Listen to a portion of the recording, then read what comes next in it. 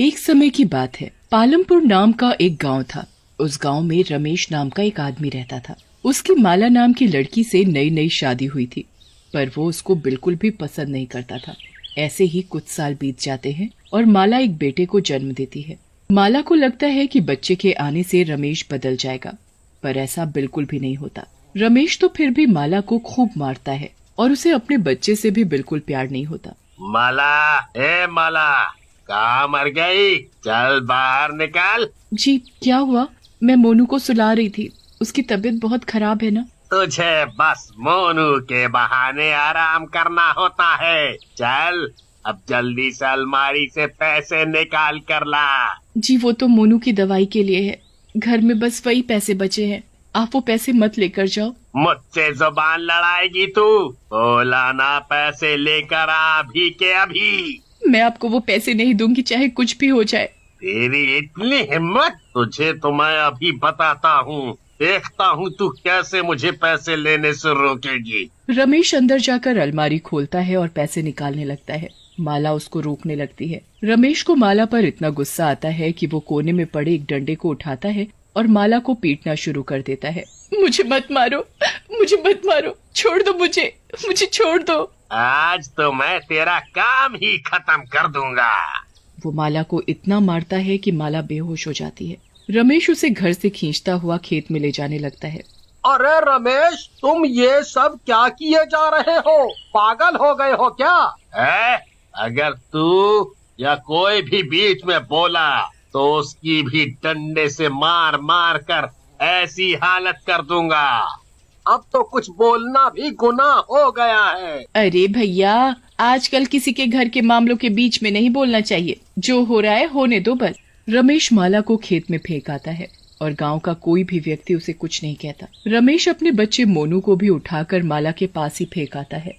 माला के शरीर पर बहुत चोट लगी होती है। उसके शरीर से खून बह रहा होता है और उसका बीमार बच्चा उसके बगल में पड़ा बुरी तरह रो रहा होता है। कुछ ही देर में वहाँ खून की खुशबू से बहुत सारी चील आकर इकट्ठा हो जाती है।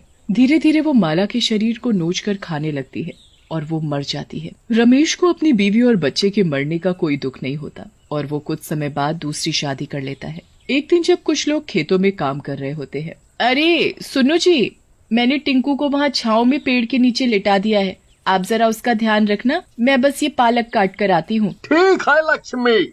लक्ष्मी पालक काटने में लग जाती है और रामलाल पानी पीने के लिए पास में ट्यूबवेल पर चला जाता है। उनका बच्चा टिंकू उठकर बैठ जाता है और मिट्टी में खेलने लगता है, पर तभी वहाँ एक चील उड़कर उसके पास आ जाती है। अरे ये चील कहाँ से आ गई? अजी सुनते हो, जल्दी से टिंकू को इसके पास से हटाओ।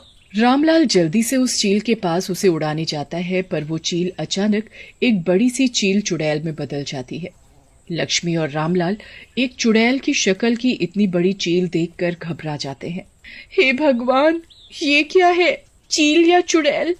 अजी आप जल्दी से टिंकू को उठाओ, मुझे बहुत डर लग रहा है। मैं अभी कुछ करता हूँ, तुम थोड़ा शांत रहो बस। ची ची ची। अब मैं इसे उठा कर ले जा रही हूँ अपने साथ। ची ची ची। अरे नहीं नहीं, ऐसा मत करो, मेरे बच्चे को मत लेकर जाना। लक्ष्मी चिल्लाती और रामलाल देखता रह जाता है और एक चील टिंकू को अपने पंजों में दबाकर उड़ जाती है। लक्ष्मी और रामलाल चील चुड़ैल के पीछे पीछे भागने लगते हैं। हाय मेरा बच्चा, चील चुड़ैल मेरा बच्चा ले गई। अरे कोई तो बचाओ मेरे बच्चे को। अरे कोई बचाओ रे हमारे टिंकू को। पता नहीं वो चील चुड़ैल क्या करेगी हमारे बच्चे के साथ। गांव वाले चील चुड़ैल को देखते हैं और उन्हें अपनी आंखों पर यकीन ही नहीं होता। अरे भैया, ये क्या चीज है? इतनी बड़ी चील और चुड़ैल की शक्ल, ऐसी चीज तो मैंने अपनी जिंदगी में ना कभी देखी और ना ऐसा कुछ सुना।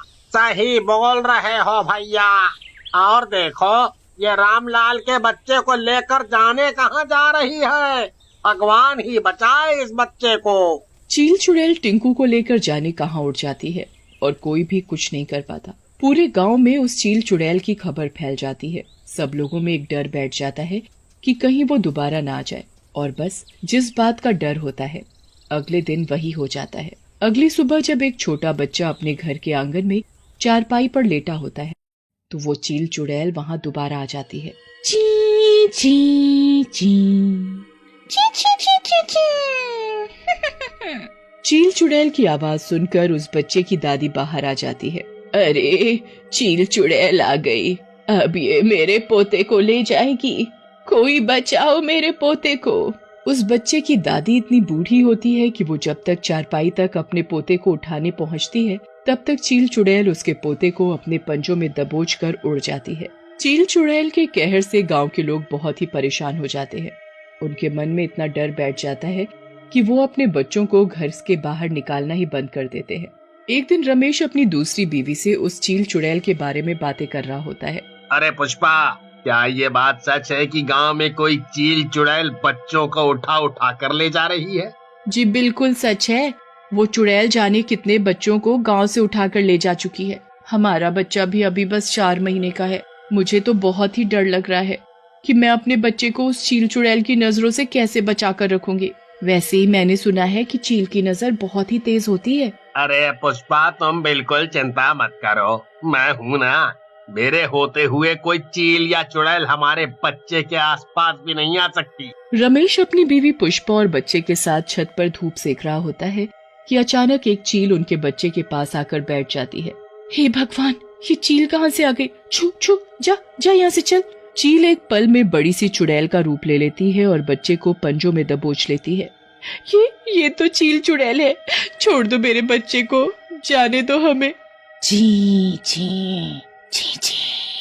इस बच्चे का ही तो सबसे ज्यादा इंतजार था मुझे।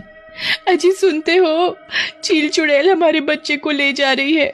छोड़ दो मेरे बच्चे को, भगवान के लिए छोड़ दो। इस बच्चे का इतना दुख तो कभी दूसरे पर तरस क्यों नहीं आया तुझे? चील चुड़ैल इतना कहकर बच्चे को लेकर उड़ जाती है। रमेश और पुष्पा रोते चिल्लाते रह जाते हैं। चाहे कुछ भी हो जाए, मैं अपने बच्चे को कहीं से भी ढूंढ कर लाऊंगा। रमेश सारे गांव वालों को इकट्ठा कर लेता है। हमें उस चील चुड़ैल को पकड़ना ही होगा। आखिर कब तक हम अपने बच्चों को ऐसे घर में छुपा कर रखेंगे? पर हम कर भी तो क्या सकते हैं? हमें एक बहुत बड़ा जाल बिछाना होगा जिससे कि हम उस चील चुड़ैल को पकड़ सकें। गांव वाले रमेश की बात से सहमत होते हैं और एक बहुत बड़ा जाल गांव के बीचों बीच बिछा देते हैं। उसके बाद वो अपने बच्चों को बाहर खेलने के लिए छोड़ देते हैं। शाम को जब चील चुड़ैल वहां आती है तो उसके पैर जाल में फंस जाते हैं। गांव वाले जल्दी से चुड़ैल को जाल में लपेट देते हैं। छोड़ दो मुझे, जाने दो। जी जी जी। ऐसे कैसे छोड़ दें तुम्हें? तुमने हमारे बच्चों के साथ क्या किया है, सच सच बताओ। जो तूने मेरे बच्चे के साथ किया वो मैंने नहीं किया किसी बच्चे के साथ। आखिर मैंने क्या किया?